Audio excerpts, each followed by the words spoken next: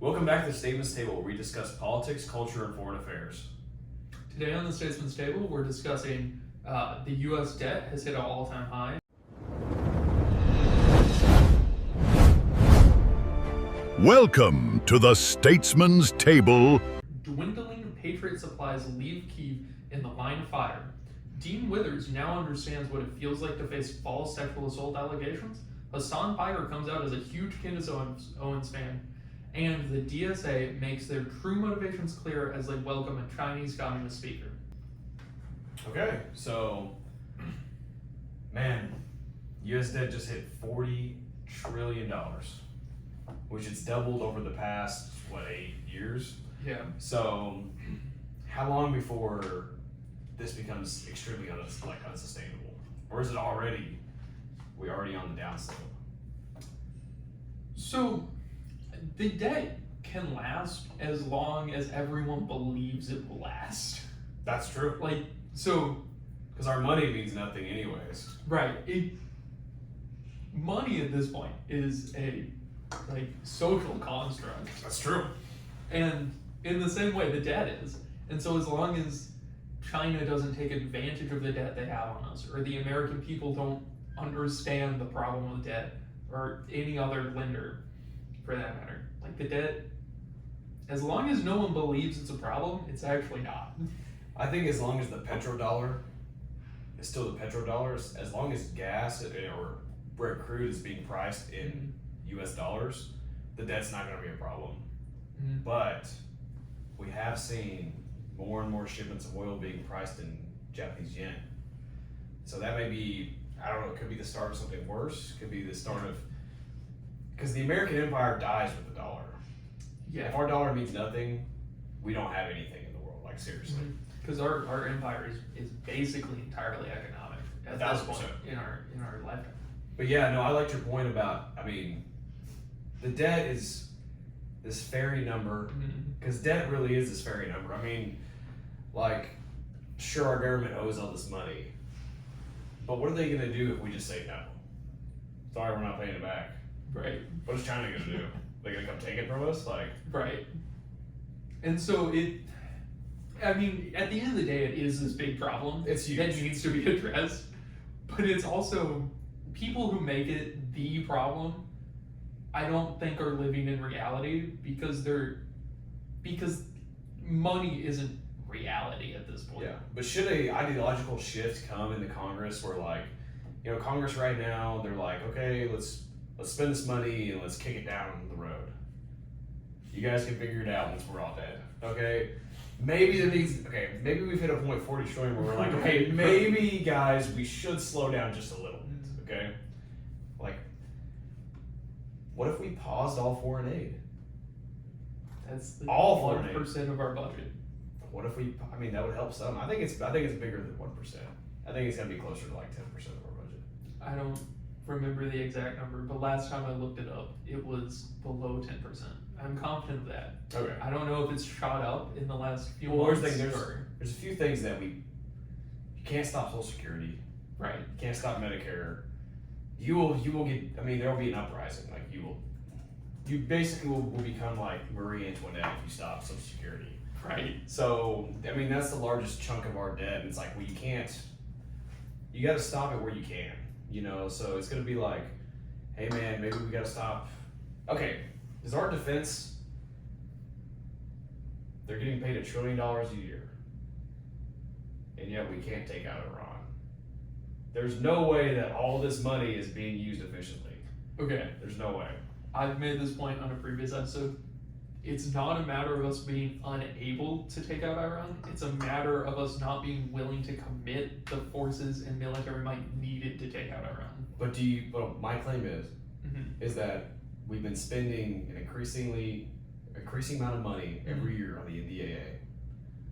You would think, after it being so long with so much money going into the defense industry, that we would have the most up-to-date stockpiles. We would have enough. Sure. What do we have? Foreign aid is roughly 1% of the budget. Awesome. Okay. What though do we get from spending all this money? What do we get? What have we done? We are the largest military superpower in the world. But how has that translated to any success? It has translated into European reliance on America. Well, they're now militarily and economically. They're now pulling back though. Mm-hmm. Europe's pulling in more of their share, and eventually, I think they will within the next 20 years become somewhat independent of U.S. like defense aid, unless there's a war with Russia by that time. Right. And then which we're all cooked anyways. So. Yeah. I don't have much more to say about debt. What would the default on the debt mean for the average American though? Bad things. Chaos? I mean, it would be a collapse of the economy. It would be an end to. I mean, the government would fail because welfare would collapse. Yeah. Military, police, anything like that would fail to have funding and like. But hey man, as long as we have the exists. Fed, we can just print more money, right? As long as we have the Fed, we can just keep on printing.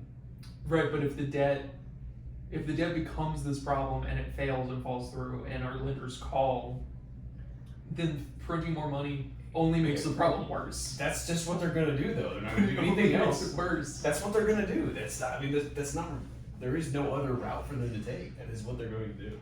I mean, the other route to take would be increase taxes and lower spending.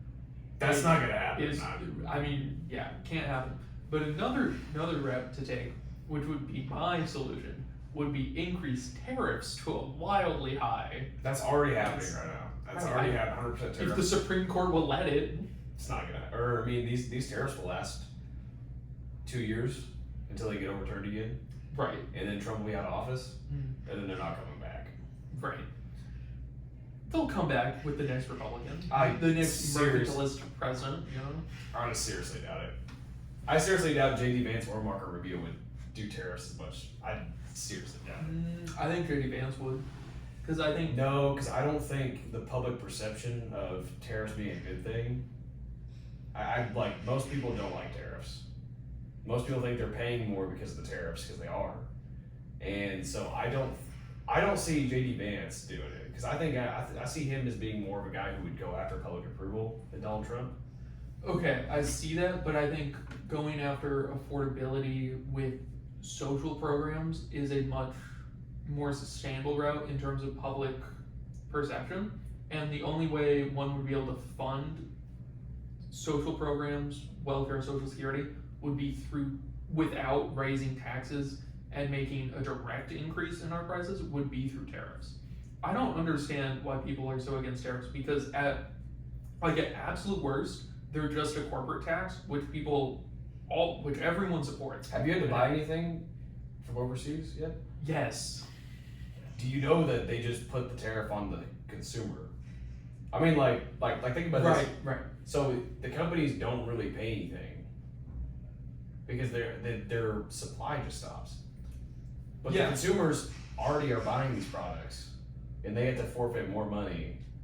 So I've heard this claim. And there are actually competing studies on this that we talked about in our economics class last year. And one of them says that the American people are paying the vast majority of the tariff. No study has said the American people are paying the entirety of the tariff. No study. Yeah, they're only paying 94%. Right, which is better than 100%. Domestic taxes, you pay 100% of the tax one way or another because it's on you. But you could pay 0% of the tax if you didn't have it. Tariffs.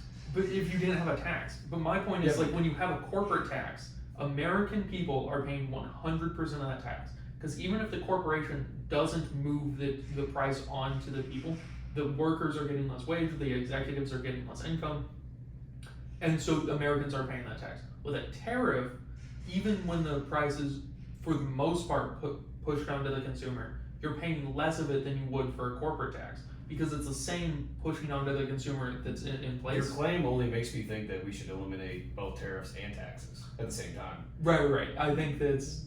We should just eliminate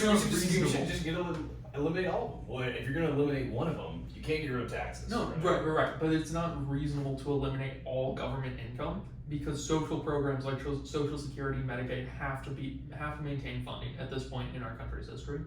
And so my claim is that it is better for the American people to pay 95% of a tax than 100% of a tax. So that's why I believe tariffs to be the best way for government funding to work. And that's not, the 94% number isn't even a conclusive number. That's a number from people who don't like tariffs. Numbers from people who love tariffs say the price that's pushed on the consumers is something closer to, I don't actually remember the number, but it's like 50% on the high end, 30% on something. Well, I think most people are already struggling in this economy. Mm-hmm. And then if they're having to pay another 95% tax on something that they don't like, the American people don't like this. And here's the thing, the tariffs that are going on right now, we just seen this in the last Supreme Court decision. When the tariffs got overruled, where did the money go back to? Because the U.S. government had to refund all this money. It didn't go back into my pocket. It went back to Nike, Amazon, Apple. All the money that gets refunded gets reshifted back to the companies anyways. So all the money, you basically just went and paid more money. The American consumer just got all their money. Like, it's a big wealth transfer is what it is. It went from the people to the government and then back to the companies. Well, so that's not strictly speaking true. It went from the companies to the government back to the companies. Now, you can argue that the companies raised the price the companies to pay that money. So you can argue the money went from the people to the companies to the government back to the companies. But that's not the same claim. The money didn't go directly from people to the government. 95% of the tariff, which is what we just established, is that people are paying. Okay, I said that was the high number, and it's still better than 100%. Let's even say, which is what a corporate tax would. Let's say 75%. Mm-hmm. So 75% of the people's money, and then what? 15 or 25% of corporate money went to the government, and then just went. The companies just gained an extra 75%. They got all their money back. Okay. But the claim of the 95% is the premise of Reaganomics or trickle down economics, which the same people now claiming that a tariff trickles down to the consumer and that cutting tariffs trickles down the wealth to the consumer are the same people who said trickle down economics is an entire myth. And so those can't both be true. Either corporate taxes only hurt corporations and tariffs only hurt the people importing the goods, or all taxes are transferred to the consumer ultimately, and one of them only 95% of the tax is transferred to the consumer while 100% is. So any way you slice it, a tariff on foreign goods is better than a corporate tax on the same company. You're saying that as if trickle-down economics is like an absolute truth. That's been. I'm not saying that. That's my premise is actually that it's false. The theory that you just said stated that had to be a truth in order for this to be right. No, my theory was that the same people who said it was false are now acting as if it's true in terms of tariffs. Either it is true with corporate taxes and tariffs, or it is false with corporate taxes and tariffs. And either way, the tariff gives the American people a better deal than the corporate tax. I don't think so, because people didn't want the tax to begin with. People are not getting a better. It's like saying you got like, hey man, sorry to tell you this, but we got to tax you again. Okay. And you're better off because Jimbo over there is paying $5 where you're paying $95. Hey, but you're better off. Like I know you didn't want this tax to begin with, but right. But your idea is that no taxes is a reasonable alternative. And then guess what? Whenever I have to stop taxing you, all the money that you gave me, I have to give to Jimbo over there. That doesn't come back to you. All that money that you just gave me that I said was going to help you, they said it was wrong. I have to stop taxing you, but now I have to give all this money back to Jimbo. Right, that's a fault of the Supreme Court. The people who say you have to give the money back to the corporation, that's their fault. But that's in the world. That's realistically in the world we live in. Like that's right, how. But it shouldn't be. That's how it's going to work, and that's why tariffs can't work right now. But under your premise, you're assuming that no tax is a reasonable alternative, when it's not. I think that you're saying that we need to keep We need to keep funding foreign aid. We need to keep funding defense at the rate we're funding. I don't think so. I think that's a better solution. I think we could stop taxing the American people. We could get rid of the American defense industrial complex, because right now it's so overblown. Obviously, we're not getting much out of it. There has to be so much fraud. Like, seriously, or else we would be winning wars. We would be going out and being able to destroy people, because it's like we spend what is it like? I don't know the exact percent, but like I've seen a bar graph and it's like, hey, here's what everybody else spends on defense. Like the next second best, and we're like light years away from them, and yet we don't get any benefit from it. We don't get seriously any benefit from it. There has to be so much fraud. It's just lining the pockets of Lockheed Martin, Raytheon, all these people, and you like that is an effective way that we can get money back into the government. And can we even trust the government if we did cut money, or if we did cut spending, and then they had all this sum of money to use for the people? Do we even expect them to help us out anyways? Well, I think we should expect them to use that money to pay off the debt. That's not gonna happen. Right, but that's what should happen. It's not like it should go into a stimulus check for every American. No, I think it should go into, some of it should be to pay the debt, and some should be for public amenities. You know, obviously we need more. We need more. We need to fund roads and schools. And I was thinking libraries, museums, but same thing. I mean, it's not. Is that basically the same? It's basically the same. Yeah, same thing. We'll just say like public for the public good. Right. That's where this should go, because I mean, right now, you go to freaking Atlanta, it's garbage everywhere. And sure, that's like, I know we want to say like, oh, it's like the city's fault, but it's like, should the federal government allow places like San Francisco to be as dirty and nasty as they are? Like, should we allow that? Like, if your ultimate goal is to keep the prosperity, like, should you just allow cities to run themselves into the ground? So you say that, but Trump tried to fix these kind of things, and there were riots, and states threatened to secede. Good. Do we need California and Washington? Do we really need them? At this point, we still need them, yes. Because they hold so much wealth. Think about this though. Realistically, if California seceded, I don't think all the Silicon Valley people would stay there. That's probably true. You're right. And so California, once all those people leave, which eventually they're gonna do, because what are they gonna do with their new country? Hey, we need money. Sorry guys. Yeah. And so California would be suicide for them. They would just. I mean, you're right. If we already didn't go in there and take it back by force, which I don't know if we could. Yeah, surely we could beat the National Guard. I mean, surely. California. Maybe. Yeah, maybe. Nah. Can we take on the crackheads down at the local 7-Eleven in LA? Maybe. See, now you have an argument. I don't know. They get defensive. I mean, look at Seattle during the BLM protests. It was like a fortified mecca there. I mean, they did a good job at keeping up police, I suppose. Yeah. Yeah, I see. Yeah, if the ultimate goal of government is to promote the welfare of the citizens, maybe we just need to go back and the federal government just needs to re-annex San Francisco and Seattle. Maybe that's our next step to prosperity. Just give them like let another state control them, have like Texas have an outpost in the middle of California. Yeah, Idaho can go ahead and just take out, Seattle. Texas can send troops every now and then to. You have Nevada walk into LA. I feel like Nevada might be worse. Nevada is not worse. Nevada might not be better, but it's not worse. Grippers, guys. Like you. I wouldn't say. I mean, I don't know. I feel like Nick has gone back on so many of his points that it's like, okay, bro, I don't know if you can I don't know if I can even trust you to have a real stance on anything anymore. He made I don't like Nick Fuentes not because he's racist, but because he doesn't work with the Republican Party. If he would just actually support Republicans, I wouldn't mind him all that much.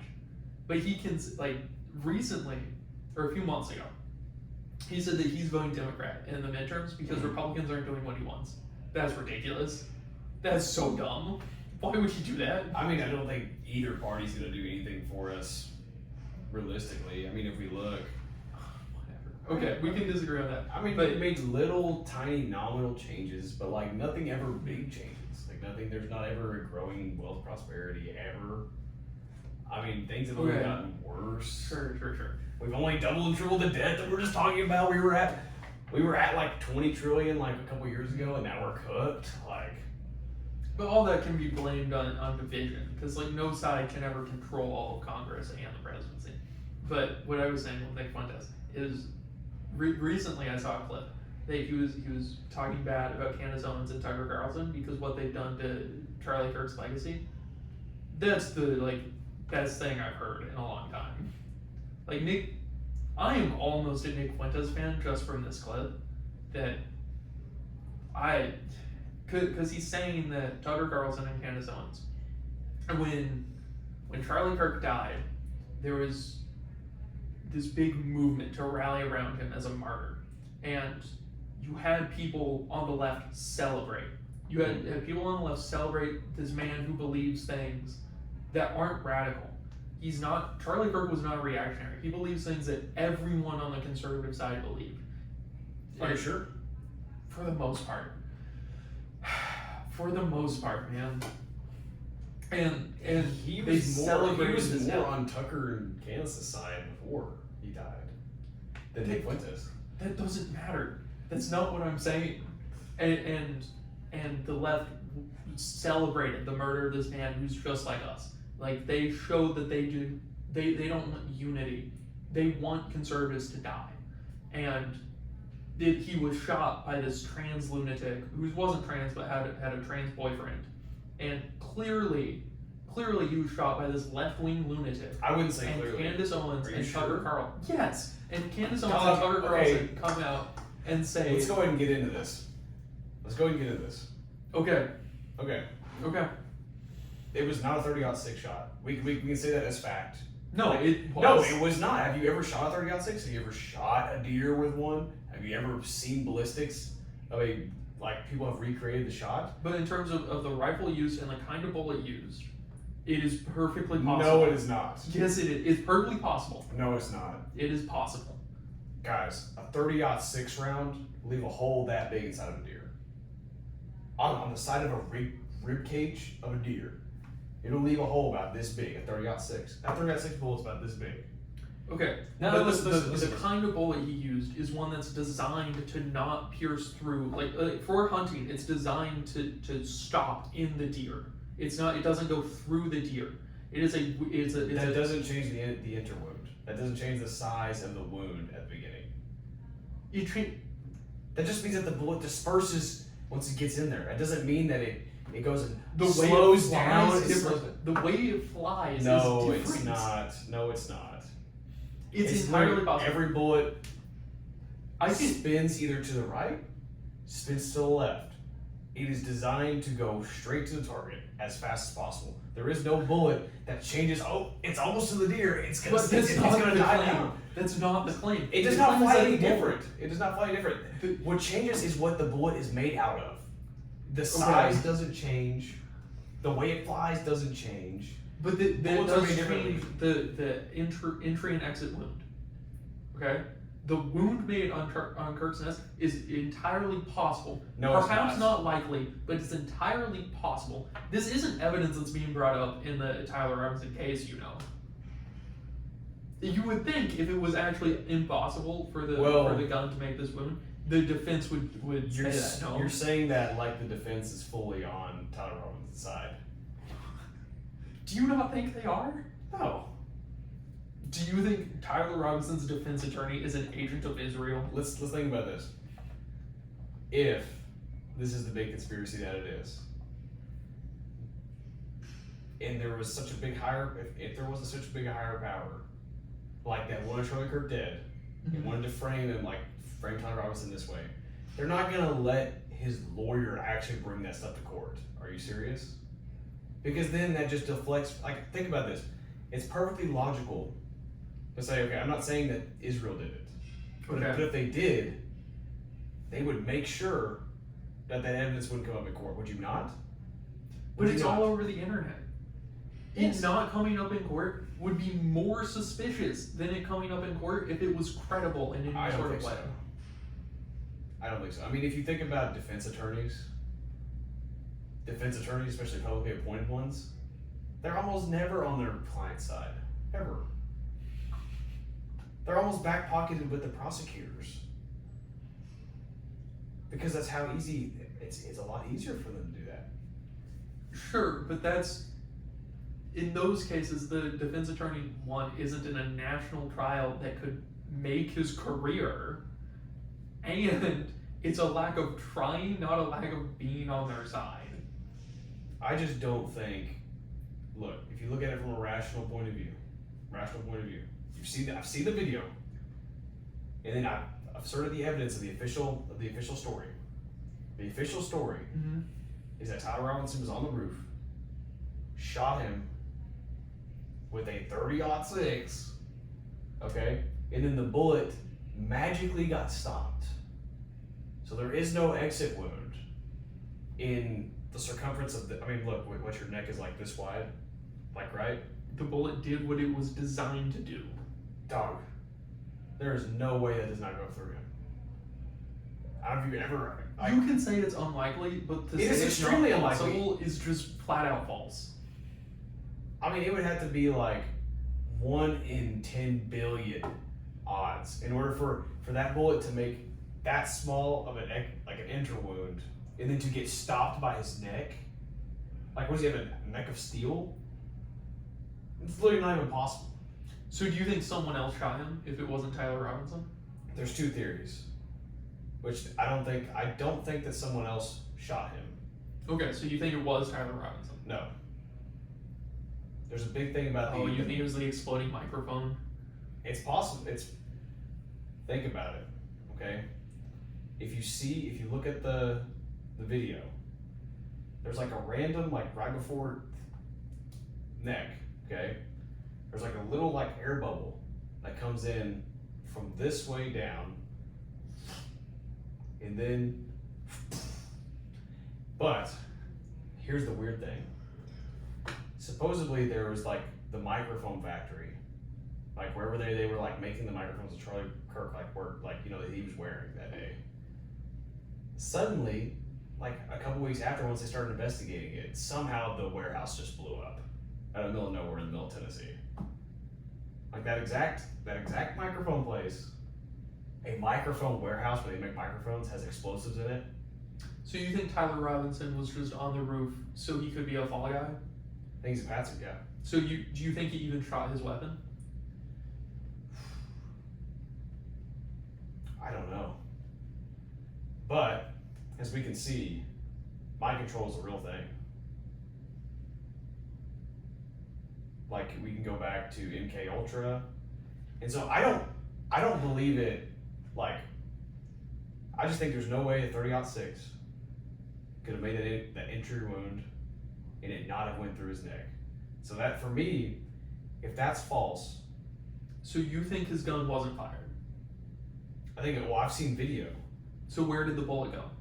I don't know. I wasn't there. Okay, no one's found it? No one's found this large destruction that the 30-06 would make?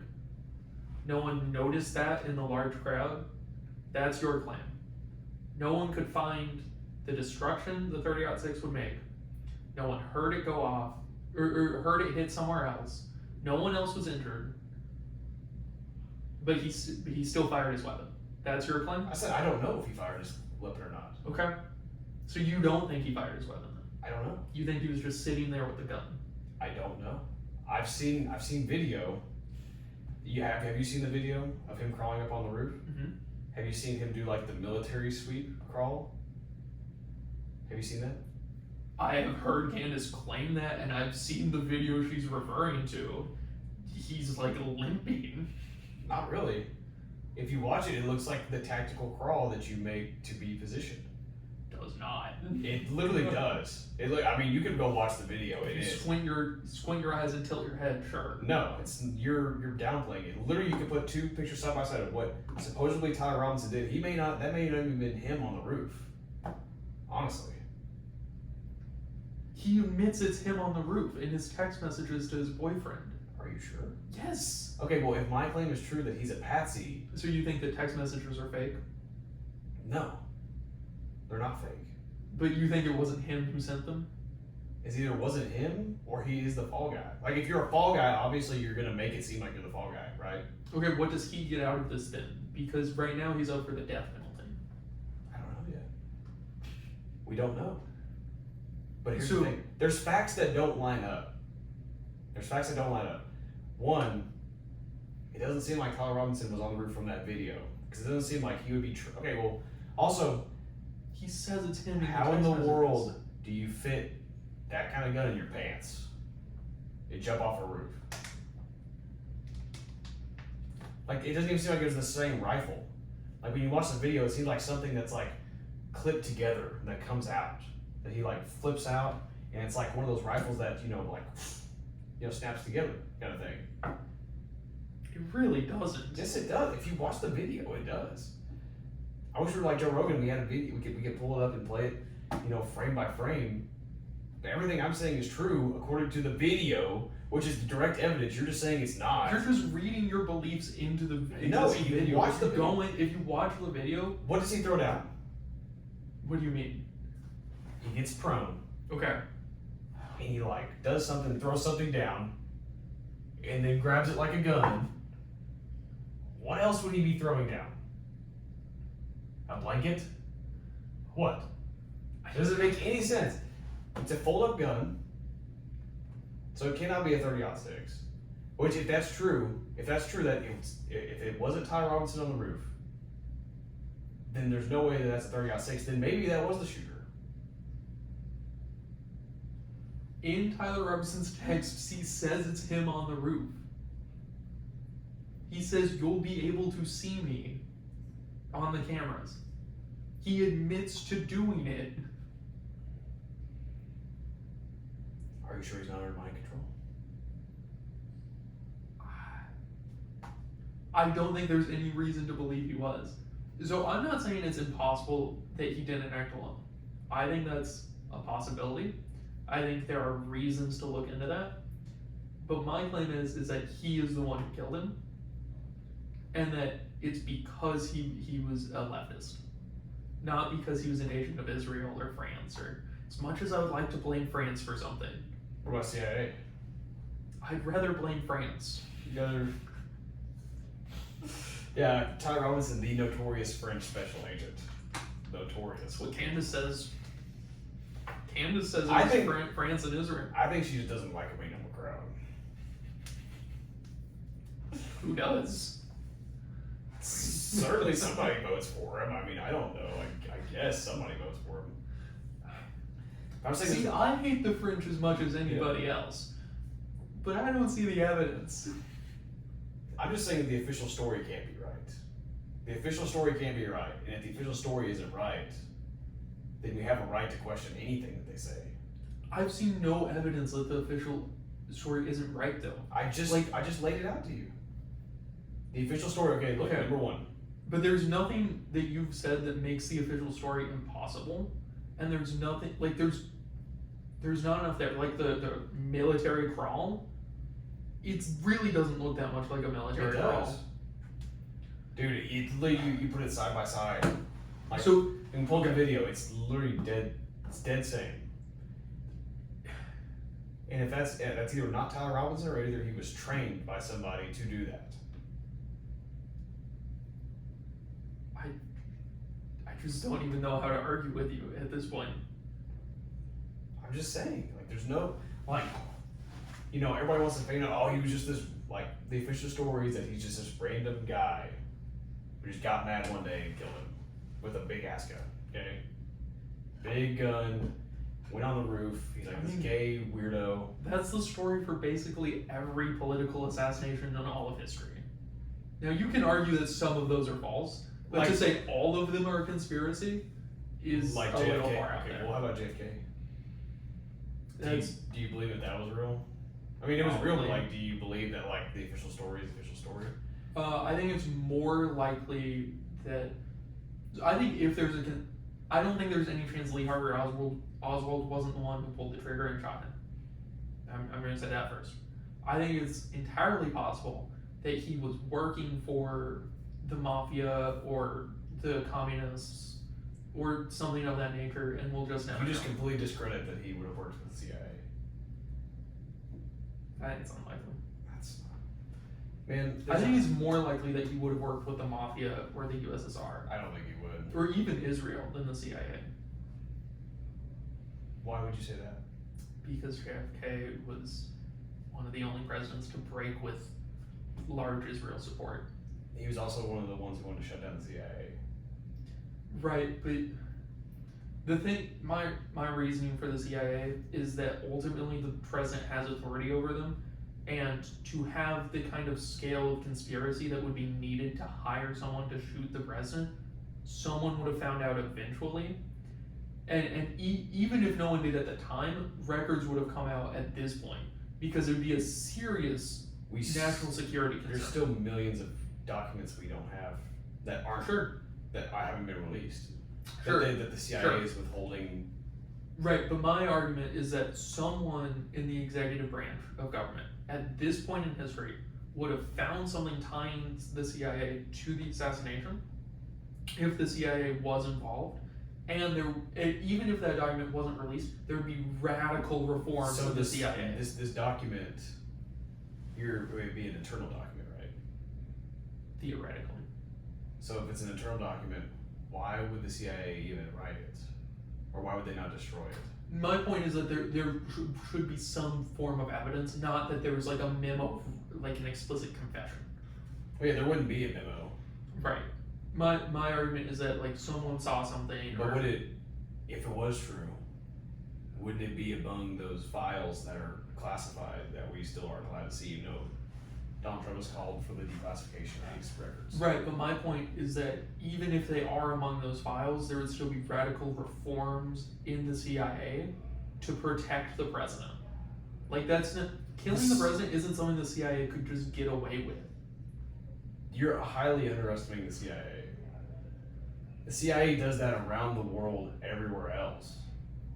And then the CIA's main job, Right, and it's well documented. and the CIA is their main priority is to protect themselves. It's to protect our international interests. Yeah, but they can't do that if they don't exist. They can't do it if they no longer exist in the capacity to be able to do that. And so the CIA, like, Yes, but future presidents would then have to have been complicit in this. Like Johnson would have ultimately have to be the one who gave the go-ahead in this case, is my claim. Yeah. And I don't think that's, I think it's unreasonable for a conspiracy of that scale to have existed. I think you're highly underestimating the CIA and then our government as a whole being able to keep a secret. I think you're overestimating people's ability to keep a secret. Like, think about the amount of people. Okay, it's perfectly within LBJ's interest to have the get-go say, yeah, go ahead and do this.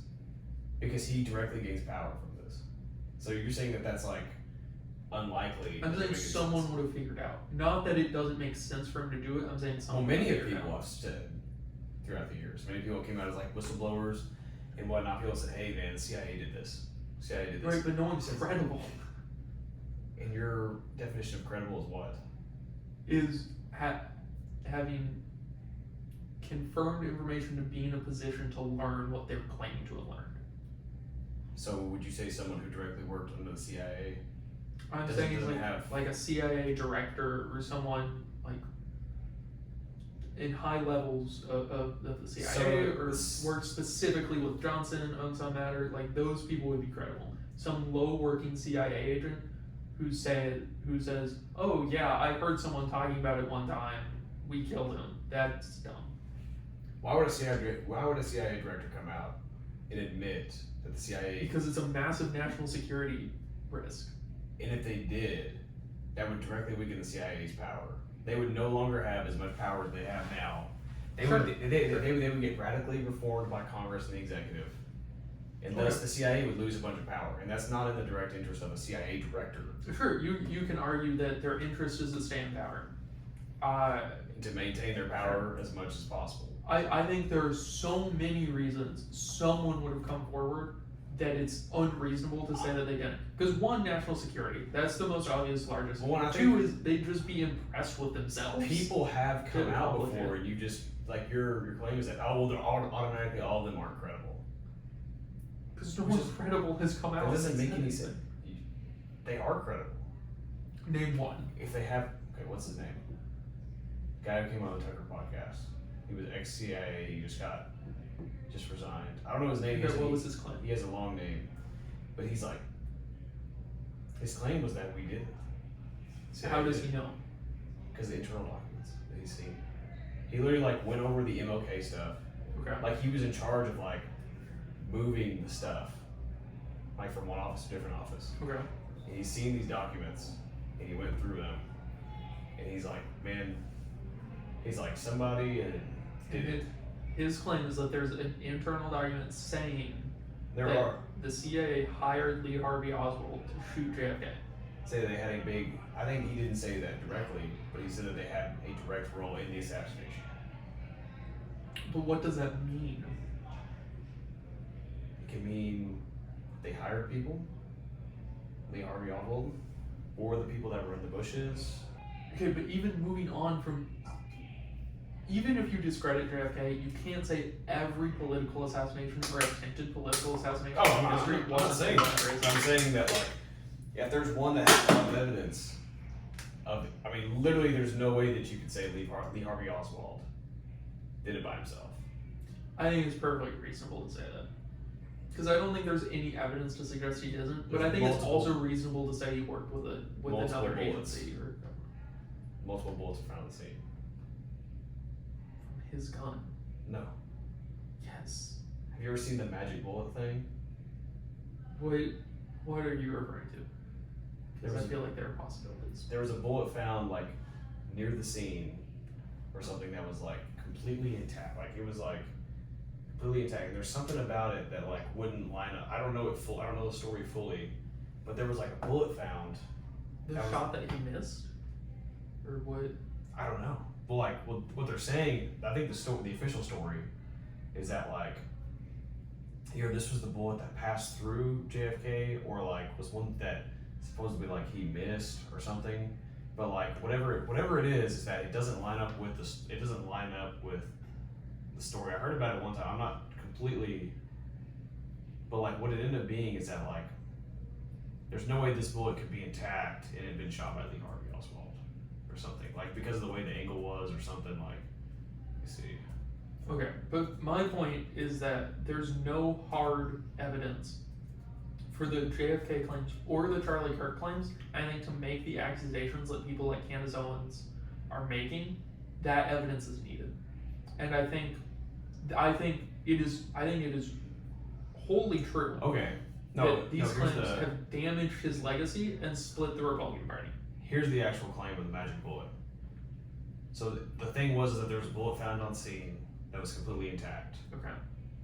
The theory is that, so this is like the Warren Commission in 1964 comes out and says, hey, this single bullet that was fully intact, like the tip was like completely intact and everything, made 7 separate entry and exit wounds in JFK and Texas Governor John Connally. It says that the bullet entered Kennedy's upper right back, exited his throat, struck Connally, showered his rib, and then finally went back into JFK. So, what is that? I'm not familiar with it. That just doesn't sound plausible, though, right? I mean, I can't debunk something I'm not well researched in. I'm just saying that. That's why I was backing up what I was saying about like there's something about that doesn't make sense. It doesn't make sense that there can be 7 separate entry and exit wounds, so 14 wounds in total, caused by a single bullet that is fully intact once they found it. So I'm willing to concede for JFK and Charlie Kirk, there is reason to ask some questions. I'm not debating There's that. reason to doubt that the official story is true. To an extent. Okay. But for both, I don't think there's any reason to doubt that the person accused of being the shooter is the shooter. And I don't think So you think that your claim is that Tyler Robinson and Lee Harvey Oswald took a shot, but it's plausible to say that they didn't act alone. Yes, I think it's possible to say they didn't act alone. And I think specifically with Tyler Robinson, I think it's I don't think it's reasonable to say that his motivations, even if he worked with someone else, that his motivations were because he's a leftist lunatic. Even if he worked with someone else who had ulterior motives, his motivations for taking the shot is because he's a leftist lunatic, because that's I think blatantly clear. We get a trans boyfriend. That's reasonable. Yeah. And so when someone like Candace Owens and Tucker Carlson make the claims that this was actually Israel and France, it damages Charlie Kirk's legacy, and does it? Yes. It damages his goal and his legacy, and it splits the Republican Party. Charlie Kirk tightly held together this Republican coalition that Candace Owens and Tucker Carlson are now violently breaking apart. That's just clear. Hasan Piker, skipping a few headlines down, Hasan Piker said that he is a huge fan of Candace Owens because he thinks she single-handedly protected left-wing extremism. Even if some agency was involved with Tyler Robinson, I still fully believe Tyler Robinson took the shot. I still believe he's an insane leftist. And there is no doubt that it wasn't Israel celebrating when Charlie Kirk died. It wasn't France celebrating. It was the liberals and leftists in this country who went on social media and celebrated for the death of a man who's just like you and I. Okay. And when you move the blame the way Candace Owens and Tucker Carlson does, they're protecting that left-wing extremism. They're protecting the people who said they wish we would die. They're protecting the people who celebrated this great man's death. I don't think those are mutually exclusive. You don't think what? In any regard. I don't think that questioning his death inherently just like gives the leftists all this power. Sure. I think what this claim says more about Hasan than it does about Candace. Because I think Candace does have a right to question, especially with what we just pointed out. Right. And so, where there's an absence of evidence, where there's always an absence, people jump to conclusions, right? Which is fair. People need to do this. People need to do this because this is a marketplace of ideas. And like we're allowed to question things. We're allowed to say, hey, maybe this happened. Mm-hmm. Maybe this happened. Just so that the best ideas can prevail, right? Mm-hmm. This doesn't mean that Candace secretly is like a leftist and that she really wants to like just she wants, because who would be next if she's really protecting them? Her. Someone like her is probably would be next to left-wing extremism, right? I don't think so. Because she's one of the most hated people right now. Yeah, but not by left-wing extremists. But back to what I'm saying, back to my claim, this says more about what's this guy's name? Hasan Piker. Hasan Piker, because he's so happy about this, and he's trying to say, oh, she's done a lot for us. He's inherently putting himself in the boat of being a radical political violent. Like he is objectively true. Yeah, he is the one who's saying, yeah, we need to kill people. We need to kill people to get our point across. And so this is just, to me, this is just nasty by Hasan Piker. So on every level. But I think that your claim about like your claim inherently is saying like, hey man, if we question this, we're inherently giving them points. We're handing it to them saying, hey man, I think these ideologies that could have been at hand, which I think I'm with you. I think that Tyler Robinson is a leftist. Okay. I'm not saying that he's not. I don't know why he wouldn't be. Okay.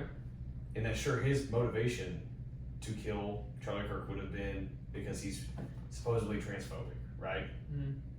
But that doesn't mean that you can't question and say, hey man, how did he get the facilities to do this if he did it? And why does this not line up? This seems like a much bigger conspiracy than it is. And just saying that doesn't give any less to the fact that he was a left-wing extremist, but it says, hey man, there might be other people involved in this too. Right, but that's not what Candace is doing. Candace is making full-on accusations. She said she is completely confident that Israel and France had something to do. She said she is confident that Erica Kirk was complicit in the assassination. These are... I mean, that's plausible. But these aren't just asking questions. These are full-on accusations. These are full-on baseless accusations. I wouldn't say they're completely baseless. I mean, think about this. Like, within, like, what was it? I don't know the exact, like, 4 hours after Charlie Kirk died, Benjamin Netanyahu himself makes a video and says, Charlie Kirk, so sorry. He loved Israel so much. Why would he do that? And then he comes out like two days later. He's like, we had nothing to do with this. Why would you even come out and say anything about that? Because Candace is saying he did. So, but think about this. It's like what happened at this college campus. Mm-hmm. There's like this certain like wood thing. I don't know, have you seen like the wood fence thing? I forgot what college it is. And it's like a big free speech thing. The college is like, hey, you can write whatever as long as you're not directly inciting violence. And you can see that there's only one thing that they've censored in the past 300 years. Right. And it wasn't death to colonialism or death to transgenderism. It wasn't death to like gays. It wasn't death. It was death to Zionism. That was their last straw. They took it down. So, what a quote that comes to my mind is like, to see who governs you, look to like what is being cracked down on. Like look to what you can't say. Like what can't you say? You can't say that Israel did this. You can't possibly say this. You can't say death to Zionism. And why is that? You can say death to literally everything else. There's every other explanation has like, oh yeah, I mean they're just kind of crazy. They can say that. But then when you say, hey, maybe Israel had a hand in killing Charlie Kirk, they're like, oh, you are terrible. You are this. You have to be silenced. You are terrible. Like there's something about that just doesn't sit right. Okay, so to address all of your points. First of all, Benjamin Netanyahu coming out a few hours after and saying Charlie Kirk was a big fan of Israel, it's because he's the prime minister of Israel. That's what he knew about him. It would be like if you died and I'm like, yeah, me and him were great friends. We had a podcast together. And someone was like, why did you mention the podcast? That's not what he's known for. It'd be like, I'm not done. It would be like this. It'd be like this. He was a great Star Wars fan. It's like, why does that have to do with anything? Like, what does that have to do with anything? Seriously. No, because Star Wars is my favorite movie. That's what I care the most about. That would make perfect sense. Yeah, would that not be inconsiderate to say within 4 hours of me dying, making a whole video about it? Secondly, it's weird. 2 days later, he came out and said we don't have anything to do with it. Continuing the metaphor, if someone killed you, and then a few days later, someone was like, it was Austin, and I was like, it wasn't me, guys. That's not suspicious for me to do. That kind of is. No, it's not. Because here's the thing, the conspiracy wasn't even big then. It wasn't even big. There was like maybe two voices that were like, hey, Charlie Kirk was just now talking about how much like Israel has control and how he wasn't taking money from the donors anymore. But they weren't small voices. They were small voices. It was just like on X. Like I was seeing this, like Alex Jones was posting this, and usually like that's like the fringe, you know. And then it was like randomly, like there's like these 2-3 little tiny voices. Like it wasn't as big as it is now. Like if you mysteriously died and Alex Jones came out and blamed me, I would make a response video saying it wasn't me. It's big enough to respond. I don't know, man. And then he's like, guys, there's no way we did anything with this. Okay, moving on to the He loved Israel so much. Moving on to the broader point about speech, I think that's a really good point. Because you can say all this about Israel. Tucker Carlson, Candace Owens are some of the most famous people in the world right now, specifically because they hate Israel. They're the most criticized people in the entire world right now. They are not. They are the most criticized people. Who is more criticized than Candace Owens and Tucker Carlson? Donald Trump. Not even close. Not even close. Margot Rubio. Not even close. J.D. Vance. Not even close. Maybe by Donald Trump, yes. Specifically. Did you see that quote by him? I don't know what you're referring to. It was like, it's like a reporter was there, and he's like, hey, what are you gonna do if this he's like, hey, what are you gonna do if this goes right? What are you gonna do if this goes wrong? He's like, well, if it goes wrong, I'm gonna blame J.D. Vance. But if it goes right, I'm gonna say I did it. Oh, I did hear that. Brooks actually, yeah. hates on JD Vance for no. I think he hates on him for no reason. But basically, that's like, I forgot even what I was going to say yet. Yeah, like JD Vance is not the most criticized person. The most criticized people that you see, they're like, hey, these people are like, why is this even a post? But they're not being silenced. They're being quote unquote discredited at it. Tucker Such a Carlson and max Candace rate. Owens are not being censored. They kind of were. They're really not. I mean, sure, they still have their podcasts up. But I can watch everything they say on YouTube. Think about well, that's because we're not in the age of censorship anymore. We can't legally go out and censor people anymore like that just for free speech. Right. Like, like Facebook and stuff got in huge legal battles for this. They can't do that anymore. Right. So now what is it?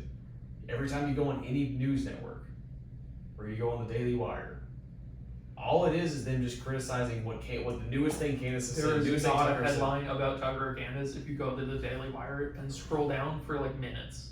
You cannot find anything about them. Maybe not the Daily Wire specifically, but like the whole reason we even mentioned have the Daily this. Wire. Well, I just figured they would be since they're like the neocon farm. They're not a neocon farm. They're like, Wow, that's like the most inaccurate thing I think you've said today. No, that can't possibly be true. Actually, we talked about Charlie Kirk's assassination. I don't know. I mean, I feel like the neocon farm thing is. I don't know. I don't even know what I was thinking. Of course, it's not the most wrong thing you've said, but it's pretty wrong. I don't think so. Ben Shapiro is the Andrew Klavan. Andrew Klavan is really the only Daily Wire host who can be described as neocon. Matt Walsh and Michael Knowles are post-liberals. Ben Shapiro, He's a neocon. I think he's somewhere. So I think he's neocon in terms of his foreign policy, but then everything else he's. That literally is kind of the whole point of neoconservatism. No, it's not. Is to get involved in as many wars as possible. Is to exercise the military might of the United States. But I don't think Ben Shapiro believes that. I think Yes, he's he just a does. Jew who really likes Israel. Because he doesn't have that point with Ukraine as much. But by default, he would have to get lumped in because where else is the U.S. gonna send troops right now? I mean, maybe Ukraine. That's okay. Taiwan, Korea. Not gonna happen. We're not sending them back to Korea. That's over with. I'm just saying there are other possibilities. Like if you really want war, there are options. Not really. I mean, it's like, what would we do? We would never send troops to North Korea ever because they have a nuclear weapon. We're not gonna do that. They wouldn't dare use it. I don't know. I mean, if Kim Jong Un was backed into a corner, you think he wouldn't use his only nuke? He definitely would. Wouldn't dare. Yes, he would. You tell me, okay. I think he's too scared. If he is actually as egomaniacal as like the media makes him out to be, you're telling me if like U.S. forces are coming in, they're coming in. He isn't gonna. If he could reach California, he's like, hey, my last deal, boom. Like, you think he wouldn't do that? I know this is gonna sound like I'm only saying this because I'm a partisan hack, and that's probably part of it. But I genuinely think if a Democrat is president, he would, and if a Republican was president, he wouldn't. Because I think we saw this with the Russia-Ukraine war, because under Trump, Russia took no territory, but under Biden, Obama, and Bush, Russia took territory. So clearly, it's our modern Republicans that have this, that aren't hawks, but are willing for combat, the kind of Nixon-esque Republicans that clearly scare these mad leaders. And so I genuinely think that under a Republican, a Nixon kind of Republican like Trump or Vance or even Rubio, I don't think Kim Jong-un would dare nuke anything. Okay. But I think under someone like Biden or AOC or So inherently, with that point, wouldn't someone like a Republican hawkish president be landing a ground invasion on North Korea? He didn't say hawkish. Well, okay, well that's not what I'm saying. In the like you're saying, if we had ground troops, we were closing in on Pyongyang, and it was like, hey, North Korea, we have no more troops. Okay, I understand. He's not surrendering. He's either gonna nuke where he's at right now, or he's gonna send one to the U.S. just to get his like the final game. You tell me he wouldn't do that? It wouldn't matter who's in president. Like, you tell me if it, like, Republicans are president, obviously, because we'd be going to war with him. He's not going to send off a nuke. Are you serious? This doesn't make any sense. That's the dumbest claim that we've heard today. He's sending off everything. He's like, yeah, all my cards on the table now. He's going all in. Last Hail Mary. You don't think he values his life enough? In the scenario I just said. Yeah, in the scenario, you don't think he would value. You don't think he'd think I can live and potentially rebuild somewhere else? Yeah, if he's as maniacal and like crazy bloodthirsty guy everyone says he is. If he is, then I think he would just die on the sword. Especially because that's like a big thing in Asian culture. Well, but I don't think that's what he is. I don't think there's any reason to believe he just wants to kill people. I think he's an egomaniac who cares a lot about himself. And I think if his option was between living a life where he could still potentially gain power sometime and death, I think he would choose life. I think it would be a matter of if he thought he could achieve power. Yes, that's what I'm saying is that he's backed into a corner. Like that was the whole thing. Is if he's backed into a corner, I think he would use a nuke. Because then there's nothing for him to lose in that scenario. His life. He was probably gonna lose his life anyways if we're already closing in on him. It's also questionable how effective his nukes are. It's even questionable if they even have nukes. Let's be honest. Like, right. Sure, they say they do, but I mean, are nukes even real? Are nukes even real? Do you also think they were made by demons? I mean, it's probably like, I mean, if you think about it, probably almost every technological advancement that let's think about this theologically, okay? Probably most technological advancements have led to evil. No, I won't concede that. You won't concede it? No. What about the iPhone that's in your hand? It has led to as much good as it has evil. All great technological advancements have increased both human good and human evil. What I see it as is that sure, I can make calls and stuff on this phone. You're closer to your family than you've ever been. But think about all the men stricken by pornography. Right. And how close it is and how this is I mean, pornography itself is the greatest evil I think that's ever been conceived ever, because it not only destroys yourself, but it destroys like your conception of marriage, your conception of family, and your observance of women, which inherently is completely like, it's the antagonist to all Western culture, society, all biblical principles, because the woman is supposed to be held up as this, like, God, like when he, in the creation story, he goes from making like he makes the greatest thing last. Like, the pinnacle of his creation is us. What was the very last thing God created? Woman. A woman. Right. So she's like the pinnacle of God's creation. I'm not arguing with this. No, I'm just explaining my point. That's why porn is so bad. Right.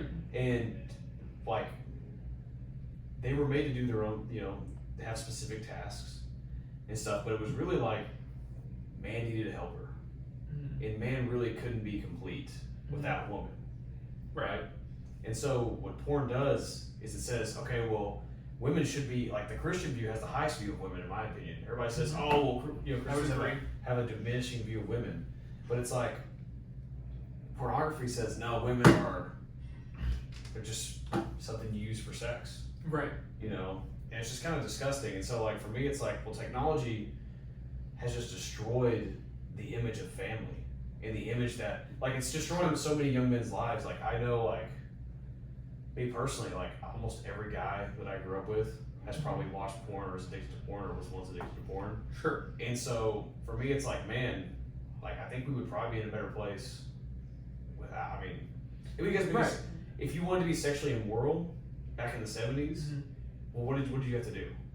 You had to go out and find. You had to go and court a woman. Right. Which inherently you are, like, sure, like, you're committing sin, but you had to at least respect her in some sense to at least win her to your side. And there was more risk in that because in some level it was public. But now it's like you're three clicks away from abusing a woman, basically. Right. So my point, I wasn't arguing with any of that. No.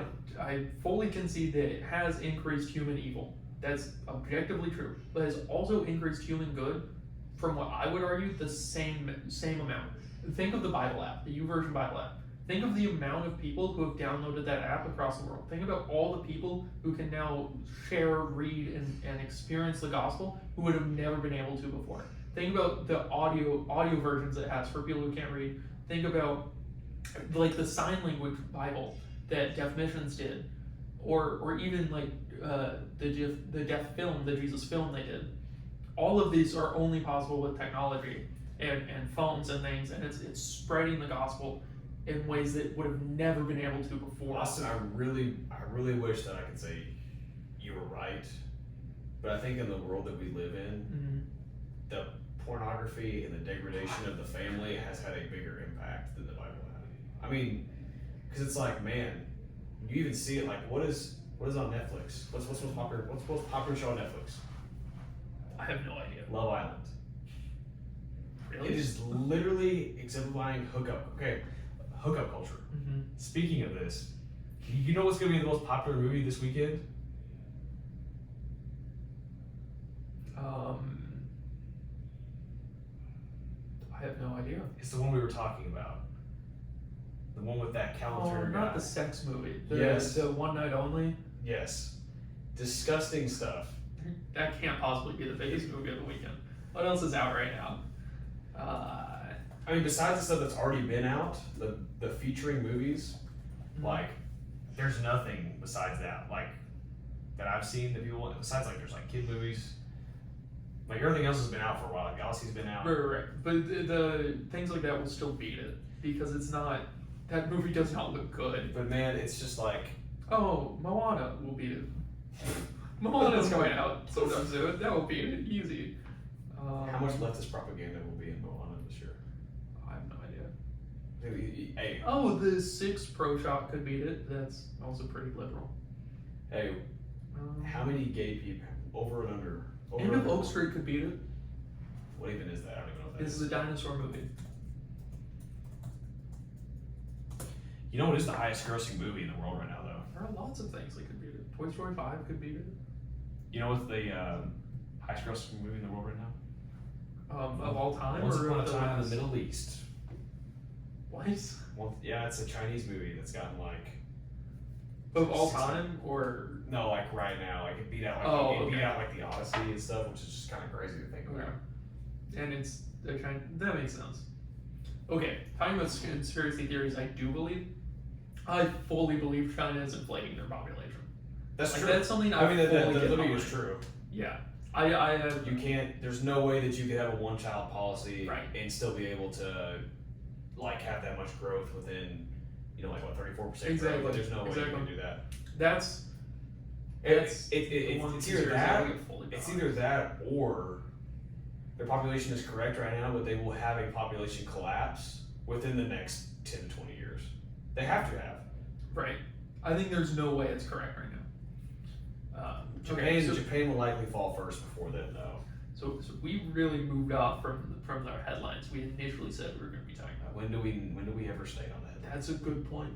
To get back to those, Dean Withers, he was recently accused of some SA allegations, and I think they're pretty clearly false from everything I've seen. But I think there's a broader point to be made here, because he's someone, because he's been talking about Trump specifically and all the Republicans, like Justice Kavanaugh, about their false accusations as if they're gospel, as if they're absolute truth, and it's like, hey, we have to believe all women, right? Like, and he's breaking down on screen, like, I can't believe you would say something like that. I can't believe anyone's taking this seriously. Like, you would think you would understand why people are taking this seriously. Of all people, you should understand, because you're the one who's been promoting that all allegations should be taken as absolute truth for the past at least 4 years. I feel bad for you. Like, it's a bad thing that anyone would ever do this, but it's like there's something a little poetic about it. Yeah, I mean, I don't disagree with anything you said, just because it's like, man. But does this? I mean, I don't think that this is productive either, though. Like, sure, like, right, because then the fact that this is being probably false. Right. Diminishes those women who actually do have Yes. real allegations. And so it's like, I think the broader issue here is, man, like, women, you need to stop trying, like, if you didn't actually get sexually assaulted, like, you are. I think it was men who made this allegation. What? If I remember. I think it was men who made this allegation, if I remember. Really? Well, either way, just because we see that, like, we're talking about Justice Kavanaugh and, I need to read the article. you know, but, you know, inherently when you make a false sexual assault claim, you diminish every other claim made by real victims. Yeah. And it's just kind of, it's more disgusting on you because it's like, man, you're saying that I deserve better than the women who actually have been sexually assaulted or raped. Which, speaking of that, not to leave Donald Trump all the way on the, you know, he probably didn't do the stuff that they claimed. Right, I don't think he ever committed sexual assault. I think he acted inappropriately and immorally, but I don't think he ever did anything illegal. What do you think about him calling it the Epstein hoax? I think it largely is a hoax.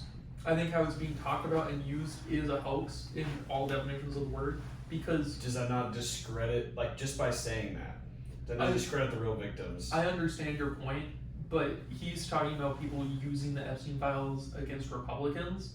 I think in that regard it is a hoax, because Republicans have been the one calling for the release of the files for years. Yeah.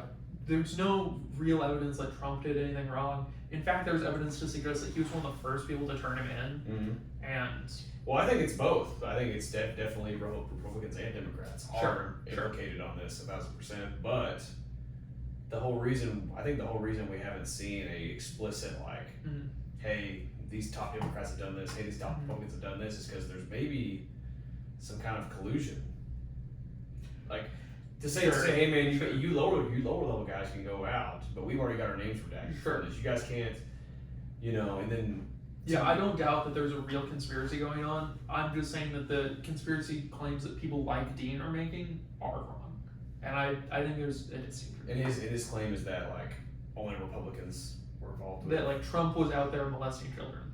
Yeah, I think that specific claim is false, but I think many of Trump's friends probably did that, which is like... But I think it was probably more of his famous friends and less of his political friends. But yeah. Does this not say more about... Like, if Trump's willing to protect his friends who have done this, what does that make out for him to be, like, our moral... Like, we can't look up to him morally. We can't... Sure, no one's really ever claimed you could. No, but, like, can we respect him as a leader? If he goes out and he's helping to taper down, because like inherently, like, yes, you can say, oh yeah, these claims are false against me, but to say the whole thing is a Democrat hoax, and then to say that, hey man, I'm protecting my friends, that's not. So the claim for Trump from most Republicans have always been, yes, he's immoral, he's not who I would choose, but he's better than any Democrat, so I'll vote for him. That's been the claim for most. This is why I was a big Ron DeSantis supporter instead of a Trump supporter in 2024.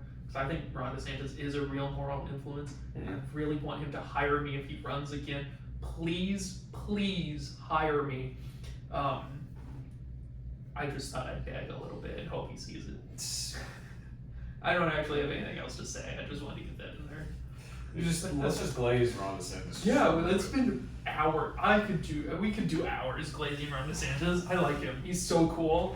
I'll do anything. I'll run on. If he hires me, I'll mop floors, I'll anything. You can run for his campaign, I'll run for Thomas Massey's. We can. Okay, sure. Neither of us are going to hire. That. Please. They're going to see our fascism episode and be like, yeah, I'm sorry, you guys can't be near me. I don't know. Ron DeSantis did the Don't Say Gay bill. Yeah, but he's not going to allow I think he would understand my points. Yeah, I never said fascism was good. I said you said that it should be implemented within the United States. No, I said one specific policy should be implemented in the United States. I think that you said fascist policies should be implemented. No, I said this fascist policy should be implemented in the United States. You said others will be just as great. I did not say. You can't just misquote me like this. I said one specific fascist policy, beautiful policy that should be implemented immediately because it helps families, it promotes families, and it gives awards to mothers who do their duty in life and raise children. And I think that I don't think there's anything wrong with that. Abolishing the Fed? Like the Federal Reserve? Yes. I assume that's what you're talking about. And we should do that? I don't know. I actually see arguments both ways. I think it probably should have never been created. Yeah, that's what But I was at thinking. this point, I don't think we should abolish it. I think, I don't think it should ever. I think we'd be better off if we never would have created the Federal Reserve, but. Damn Hamilton. Yeah. Well. I know it didn't, the modern one didn't come about until like the 1914 or something. Yeah. But yeah. But Hamilton set the groundwork and the ideals.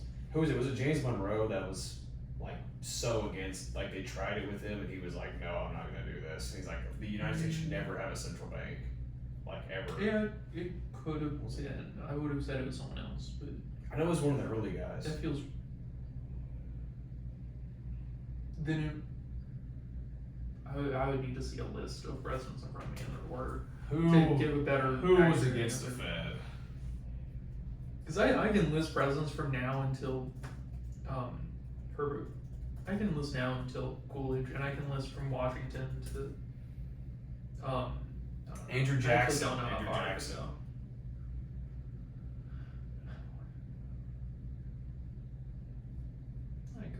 I could do the first few. I'm not good at the 1800s presidents. I get them mixed up. There's a lot of guys who have similar, or not similar names, but like names you could switch up. Yeah. Like what's, like for me, like sometimes I'll switch up like Herbert Hoover and Woodrow Wilson just because they have like two like names. Very different. Well, no, but like it's like Different presidents. it's like HHWW. But sometimes you could be like just in my mind, I'm saying it's like obviously Woodrow Wilson was. He actually was the one who signed in the Federal Reserve, so I would say his presidency was probably a flop. Who? Woodrow Wilson. Oh yeah, Wilson is widely But Hoover- widely agreed to be the worst So president. Hoover was bad too. Hoover was not bad. Hoover actually had some like pretty good policies. The Depression Yes. just happened to coincide with. So Yeah, but FDR was a lot worse than Hoover because FDR prolonged the Depression. The Depression that started under Hoover probably would have bounced back relatively quickly if we kept to the laissez-faire policies. I don't think so, man. I mean, I think at some point we did need the government does need to interfere at some point. Okay, yeah, but But- the but- war was coming, and that's what bounced us back out. It was the large industrial complex, military-industrial complex that was created under the war. It was FDR's policies that held us back. And that's I think it's a happened crazy under- take. I think it's a crazy take because we I would think have most people who study economics agree with that. dude. Most people, Dr. Waldron would so disagree with you. I'm not. I don't think that's true. Yeah, I think it's Waldron would agree with me. I don't think he would. That Herbert Hoover, who we literally went over why his policies didn't work. It's Right. because we needed to pump money back into the economy. Right, yes. We needed to put in some form. Wait, Maybe not all the way as FDR did, but Herbert Hoover was just like, no, we're gonna chill out. I'm not saying that he would agree with me that Hoover was a pretty good president. I'm saying that he would agree that he was better than FDR. Not even close. I think he's a big FDR fan. I think he's a huge FDR If you fan. want to bet. Bet money. I'll bet money on that. Go. Actually, I'll ask him Tuesday. Be like, hey, was FDR or Hoover a better president? Okay, just to get to the last point then. The Democratic Socialists of America had a Chinese communist speaker at one of their events. They're pretty clearly communist. Is there anything else to add, or do we just want to leave it at that? I mean, that's just where it's gonna go. I mean, like I've said this in previous podcasts. This is where people are gonna go if they think that the system currently there's no way out or there's no way to something better. I mean, that's Right. That's why the communists prevailed in China. That's why the USSR came out, because people felt they were backed into a corner, and that there was. So the whole thing is that, like, yeah, man. I mean, this is happening. This is going to happen. This was going to happen. But this is from failure from our politicians to promote a good capitalistic system. To me, this isn't like this isn't the result of like, oh well, the Chinese are not infiltrating our society. It's like, no, we've done a bad job, and this is the result of bad policy. Mm-hmm. This is going to happen if we don't have answers. If we don't have good answers. And so now it's like politicians, we need to. If you're in Capitol Hill and you want to see our democracy stay a democracy, make life more affordable for people. Yeah. Or else this is going to happen. Like this doesn't surprise me at all. This doesn't worry me. I mean, it worries me a little bit, but not. It worries me. But it doesn't worry me as in like, oh, China's taking over. It worries me as in sure, like, yeah. man, like we're finally getting to the point where people are losing faith in the fact that we have a capitalist society, and it's just the fact that more and more people. I mean, this is the party of the people who are stupid, who aren't educated, and so there's going to be a lot of support. There's going to be so much support for this because there's a lot of people who can't make bills right now. They're having to buy groceries on credit. A ton of people, and so it's like you have to win back the people, the actual people who work and vote, not just the big billionaires. Because what are they going to do when it becomes a communist dictatorship here? They're just going to leave. They're going to go to Europe, or they're going to go to South America or whatever, and then we're screwed in the end. Yeah, and I think that's more emblematic of America's declining culture than its declining economic front. Because when you compare the billionaires of today to the billionaires of the 20s or 10s, those billionaires single-handedly saved us from depressions, and they pumped money into the economy. You know why? Because they knew that if they didn't, there'd be an uprising and they'd be the first ones on the chopping block. Yeah, exactly. And today, our millionaires and billionaires really only think for themselves and live relatively degenerate lives. I think probably the most moral rich person is Elon Musk, and even then, it's. I mean, he's come out. He's come out and at least tried to come and help make America more affordable. But like your Jeff Bezoses, your Bill Gates. Right, they live awful lifestyles, and it's. Then they try to depopulate the earth. Right. And so it's like, man, you're the first people that they're coming after. And so, but like for some reason, these billionaires don't think this way. Oh, I have enough money that I can flee, I can get away. I think that this wouldn't be a problem if there was an actual threat. We just need a violent revolution off in France again. That will fix it. That'll make things probably worse, like it did the first time. Yeah, the French That'll probably lead to the decline of society French again. How many times this episode do you think I can say I hate the French people? I hate French. You've already said it at least 4 times. How much longer are we going to stay talking? I think we're about done. I'm going to get it in one more time. I hate French people. Thanks for watching.